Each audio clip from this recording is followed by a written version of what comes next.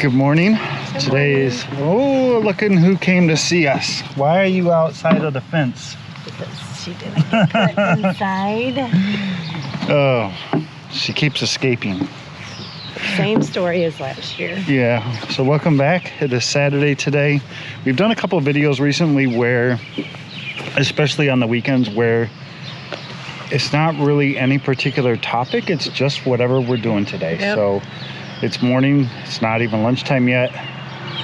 Got the camera out. We're going to film you guys and take you with us on our day today. Sounds good. I don't think we're going to cut any trees down.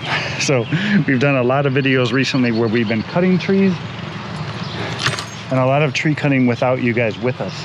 In fact, you can see over in this section, this used to be all box elders, and there's a big gaping hole over there now. So we're making progress. If anything, today we're going to plant some more trees. We have baby trees that we bought a couple weeks ago that I'm trying to get to show you. All of these are Norway spruces that we bought. Oh no, the needles are like falling off. Oh, I hope they're still good. We need to plant them today.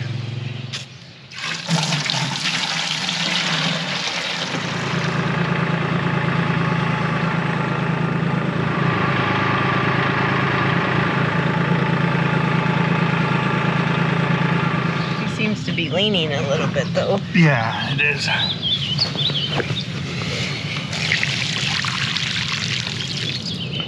We should have built a well. A well? Yeah. It's all going to the low spots. These are the pine trees that Rachel brought back from our cabin in northern Michigan 2 weeks ago, 3 weeks ago. Yeah. And we haven't really had a whole lot of rain lately. Enough that probably these trees need, so we're trying to get them some water today.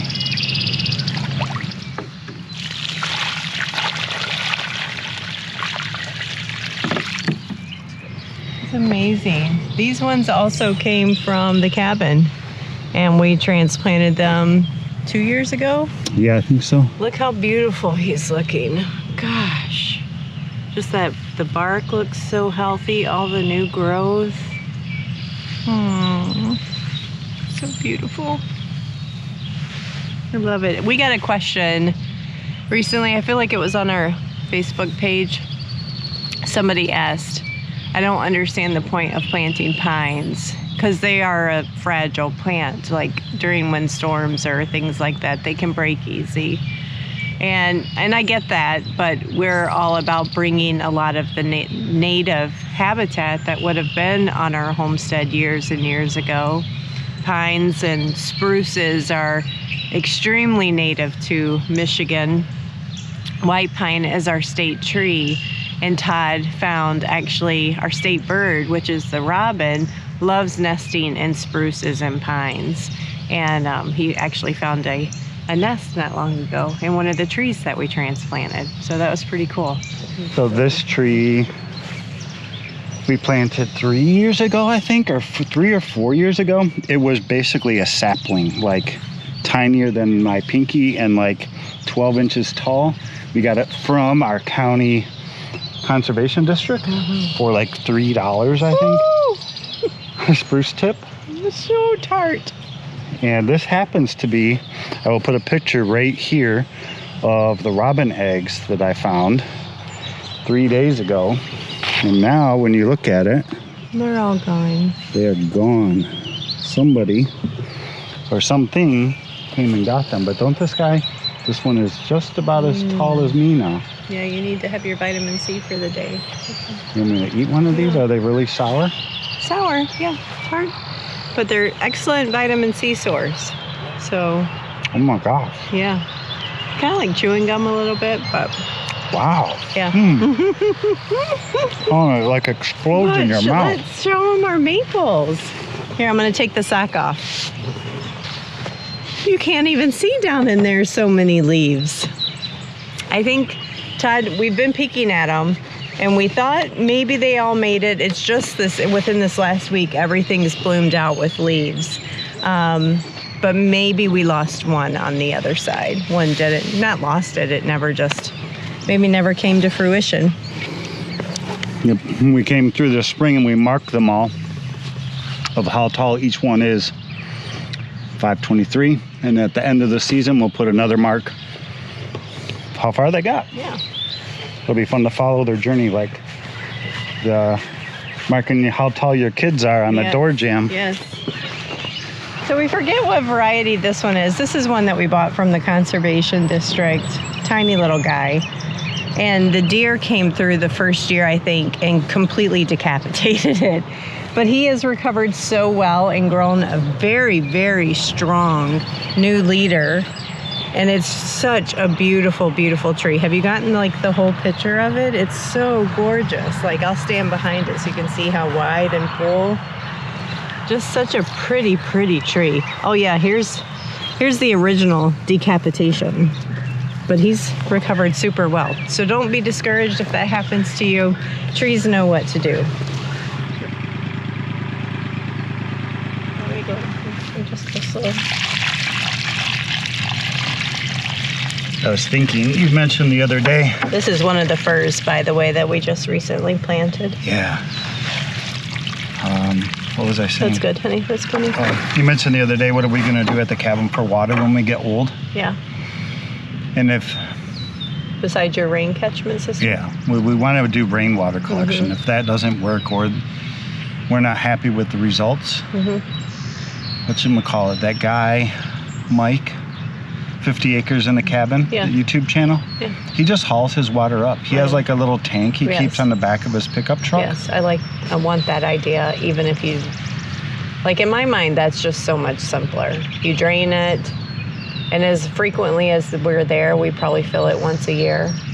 One of those IBC totes and get one of the covers to put over it. And then have it elevated so it taps into my hot water heater on demand. And I just have, and then we could actually have like actual plumbing. We could. And we have, I bought recently all of the tools necessary to do like PEX. And PEX is very, very tolerant of freezing. Right. So. But I mean, we could just have it like normal, where we just open the drain valves and blow it out, and everything just drains out from below. Right. Yes, I like that idea. I've pictured it so many times, because like some of my friends and family members really don't appreciate nature quite the same way that, or camping or going to the cabin quite the same way that we do without plumbing. So if we had plumbing, I think we would have more frequent visitors. All right, we have 2 buckets left and 4 trees to go. Think we're good? Yeah. All right, so we're heading that way next. It's doing good too. It's got fresh tips. Yeah, fresh tips everywhere. I'm confused by Doug firs because I see like 2 different styles of Doug firs. I see like the pine tree looking thing, because you can buy Christmas trees that are Doug firs. Yep. But then I also see like super tall ones that are like skinny that I don't know. I think that's ones that just keep growing that aren't Christmas trees. I think that there's just Doug firs. So we'll see what they turn out like. I hope they turn out like what I imagine in my head. Well, and I think for me, this is promising because this side of the property is very clay heavy soil versus the other side of the property. And the majority of our property is sand. Just this edge area and back corner is very, very clay heavy. But maybe you can see them all. I don't know if you can through the dandelions. We planted them in between each one of the maples. So here's another one of our maples. Ooh, looking good. I don't know if you heard what Todd was saying as we were driving. If there was such a thing as being a dandelion farmer, we'd be really rich, because we have a lot. Okay, so I think that this is the one he was thinking was dead, but I think I see leaves now. Yeah, he's just really, really small. Do you see his leaves? He's got leaves, honey. Oh, he does? Yep. Nice. Good, bonus. Todd did such a good job, didn't he? He got in here and mowed. We got the deer fencing down. And guys, I bought all that copper spray. And you're supposed to spray it when the blooms are out like this. And I haven't done it yet. But don't you love the smell of apple blossoms? Oh, they should make a perfume that's made of that. Oh, wow. I know. So they're doing great. Listen, guys, I'm going to tell you, we are not perfect by any means. I did not get out here and prune last fall like I should have. I didn't get out and prune late winter when I could have. So I'm not touching these because you shouldn't prune during growing season because you're just inviting pest and disease. So we're just going to have to deal with it the way that it is. Like Todd wants a lot of these lower branches trimmed up so he can more easily mow around it. These are what you call, what do you call those? Water shoots. So they just shoot up and grow right up the inside. So I need to clear this out very purposely this fall and do a much better job pruning it. We were just getting ready to leave the house. One of my all-time favorite summer pastimes is when we're getting ready to leave the house and I'm waiting for Todd, is I pull weeds around the house. It's just an easy way for me to keep up on it. And I found 3 maple saplings growing in my front garden bed. So we're just gonna up-pot these. And I fortunately have quite a bit of compost and potting soil still prepped from when we planted out the green stalks. But yeah, and that one's got just a fantastic root structure. So we'll just give them some happy place to grow, and then maybe they'll become one of my future maple trees on the property. Grow happy, friend.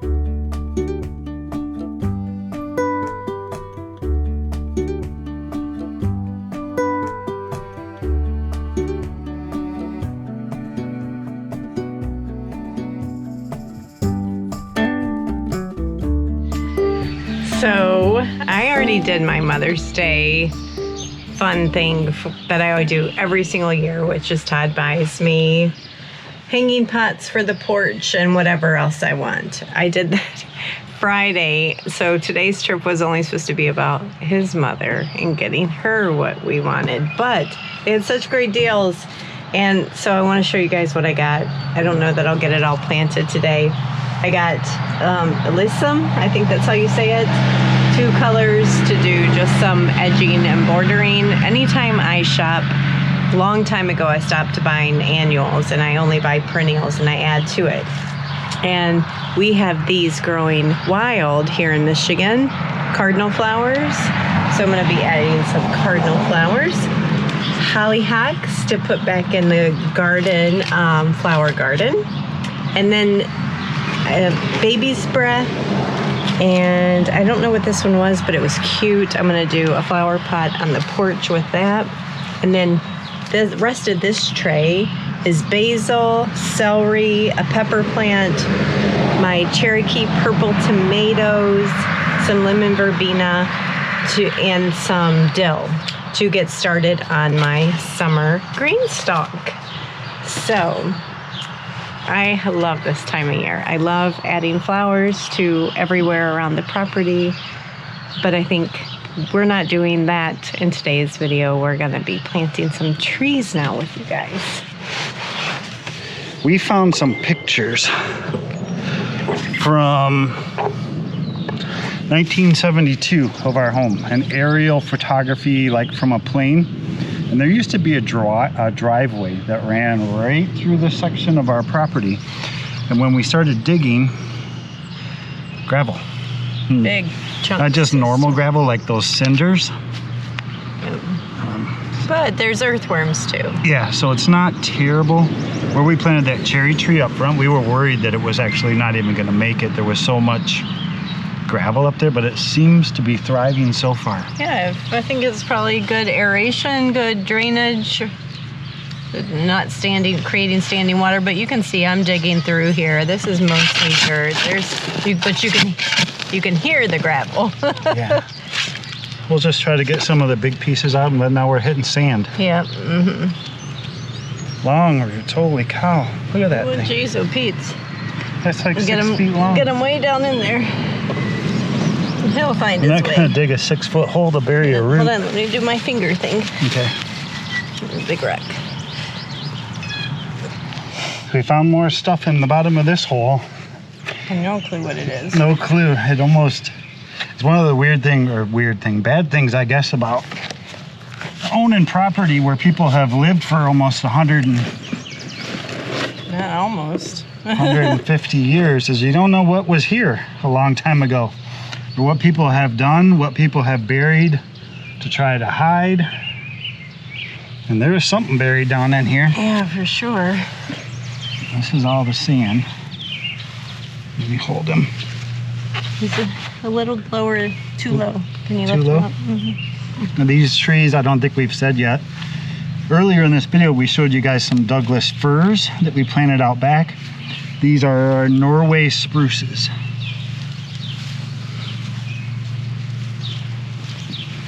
And we bought them a couple weeks ago. We actually did a video on it.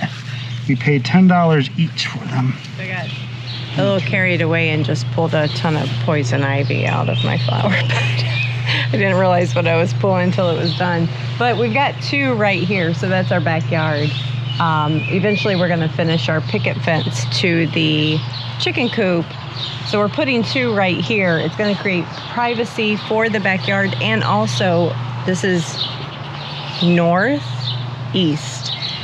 Very rare that we get northeasterly winds, but when we do, they're just going right on the girls. So it's gonna protect the chickens too from those cold winter winds. Another one done. This soil was super easy to dig in, very, very sandy. Yeah. No gravel, but we found like pieces of like Old pottery. it almost looks like those like brown crocks that people used to make pickles in. But it was like probably 2 feet deep. Yeah. Probably all kinds of spots on this property where people buried trash over the years. The original, well, I don't know about the original, but from that 1972 picture, on this side of the house was the big garden. Yep. It was over here. And in the front yard too. Yeah. Mm-hmm. Another walnut. Another walnut tree. Pulled up a bunch of snow glories. Oh, snow glories. Another huge walnut tree. And if you did not know, walnut trees produce this chemical called Julong, and it's a toxin that can harm other plants. And from what I've read and what I've understood, one of the reasons that they do that is they can be very susceptible to a pH level in soils. So when the pH level is right and a walnut tree is growing well, it wants to inhibit other plants growing around it that can alter its pH in a negative way. So they will produce this chemical in the roots and the nuts, the leaves, that can be toxic to other plants. And we've done some research to determine if Norway spruce, which is what we're planting, are susceptible to black walnut. The article Rachel found says they are not susceptible, that they are hardy. One article that I found says that they are susceptible. So there's a chance that these trees could not make it, which will suck. But we're taking a chance on it anyways, because we really, really want some sort of conifer evergreen along this section of our side yard to again create that privacy between the front, the street, people driving by, and our back of our property. So, how is the soil? Yes, still sandy. Still sandy and nice? Mm-hmm. Very good. I see worms. Well, 10 Norway spruce. There's 8 over on this side of the house. Over on the other side of the house, over that way, there's 2 more. We'll almost drop the camera. We did have to sacrifice an elderberry over here, but we may plant it somewhere else. We have lots of elderberry on the property. Mm-hmm. Well, they're very easy to propagate. Yes. Very easy. I saved myself some flax. They were growing with the elderberry, so I'll transplant these. And then I've got all those flowers to plant. You do. So we may not say goodbye here. She might keep you with her. Yeah, maybe just show you some little things that I've gotten. And I don't know, we'll see. Lots of pretty things. Lots of pretty things, yes. Pretty things. But this video, again, like I said at the beginning, is a little bit different. It's more of a vlog style of just what it is that we're doing. No particular topic. Not like, here's how to can pork chops or anything like that. It's just, but you guys seem to enjoy them. So give us some feedback. If you enjoy this type of video, let us know down in the comments and we'll just keep doing them. They're easy to do because we're already doing something. It's just a matter of carrying this thing around with us all day. Yeah. All right, well, let's go at least get these flax transplanted. I'll show you what I have growing up there where I'm going to be putting these. And we're making great progress, though. I wish that you guys knew this place, especially this area. When we bought this, you couldn't even walk in here. Just could not walk with all the trees, deadfall, raspberries, wild roses. It was just crazy. So we're gonna take these over there to my little garden shed. The flax really seem to like shade, partial sun, and this little spot gets exactly that. It gets good morning sun and then just dappled light during the day. It's my mint, and I've got tulips and hostas. So there's a little bare spot. Hopefully you guys can see right back here. And I think that that'll make a great spot. But lots of great mint. Well, this is mint. This is not mint. Hostas, I kind of just throw hostas here, and when I need them, I harvest them. I've planted these little, gosh, I've forgotten the name of them, bulbs. All kinds of fun, pretty things growing in here. Oh, there's an elderberry cutting right there. Nice.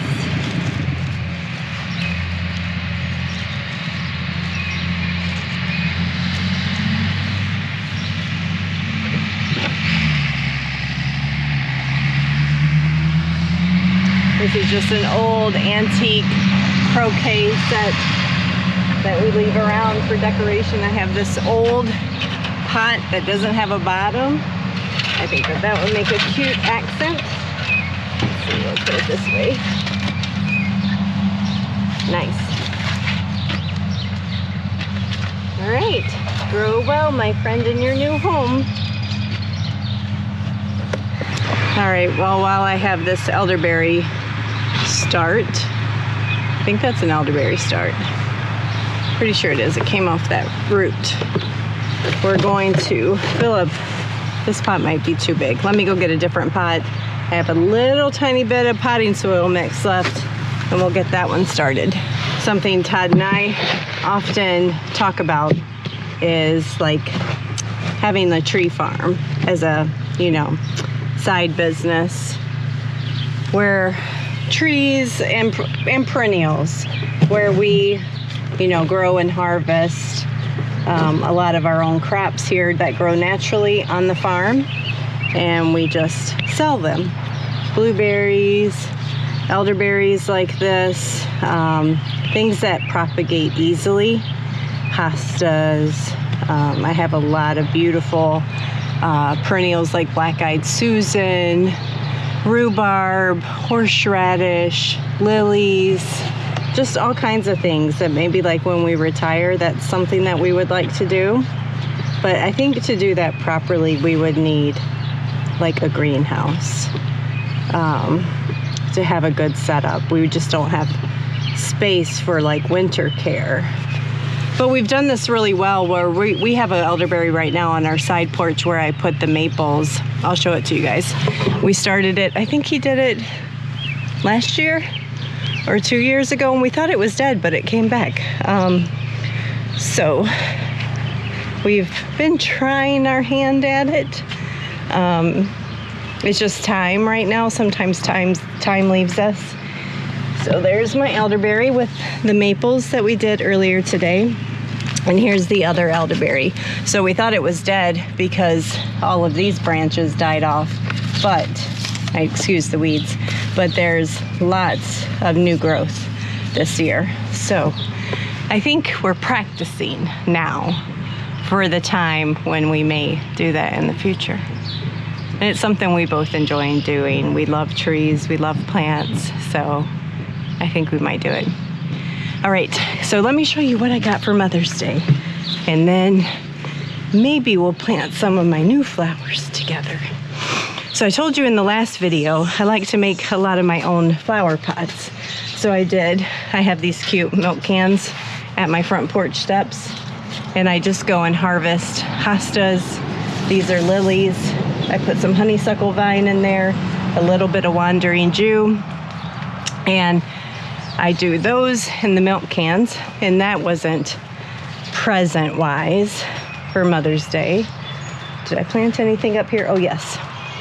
I bought, I'm not sure what this is called now, but a big container of this ground cover, and I split it up into 2s and 3s pieces and transplanted that in random spots. So all of this, like, I think it's called Heliceum or something like that. I forget what it's called. But perennials I've added every year over the last several Mother's Days. And here's another example where we've got lilies. The honeysuckle's not looking real great right now, but it'll come back. And my hostas. But coming up here to the porch, this is the main thing I got. 2 big ferns, 1, 2. I got this fun plant, which is also a house plant. So going into the winter, I can just take it inside and bring it out again next year. This is the only annual basket. I usually do an annual basket between my 2 rocking chairs. So that's just pretty. Oh, maybe one more annual. Look at me. This I potted last year with volunteer chamomile, and the chamomille's all coming back, and I bought a thing of lemongrass to go in there. So I got lots of chamomile running around. This fun, I call it a shrimp plant. I don't know what it's called, but drought tolerant and forgiving of my summer forgetfulness of watering plants. And then I have one more pot to do. I'm probably just gonna go grab another hosta and put it in that. And then all these things that I do, I either leave them, for example, these 2 up here at the front of the porch, they stayed all through winter, and I just cut box elder cuttings and did box elder cuttings in it when this died back for like Christmas winter season, and that stays green all winter. But if I don't want to keep that ever, like come spring, I can just transplant that stuff. But my really favorite things I got right over here. So this front side of the house didn't have much color. So I added these 2, and I added this fun stuff. I think it's in the catmint family, and one over there. And last year I added that fun plant, and it gets these tall, pretty flowers on it. And I've been dividing off this hedge grass and transplanting it around in little spots. Hopefully you guys can see that. And I'll just keep working with what I have and then adding 2 or 3 things every year. So that's how it usually goes, 2 or 3 things every year, unless you take me to the greenhouse too many times, and then I get myself into trouble. So, oh, my car's locked, I can't get my shovel. So what we're gonna do is right here next to the fence, I'm planting a few of my hollyhocks, some of the Elysium, and some of the cardinal flowers. So we'll have lots of different heights and dimensions, and all of that should come back every year. And I still have all of this to do. So all of that will be added to the front garden beds, and then a little bit in the garden shed garden bed. So, all right. Thanks for coming with us today. It was a lot of fun.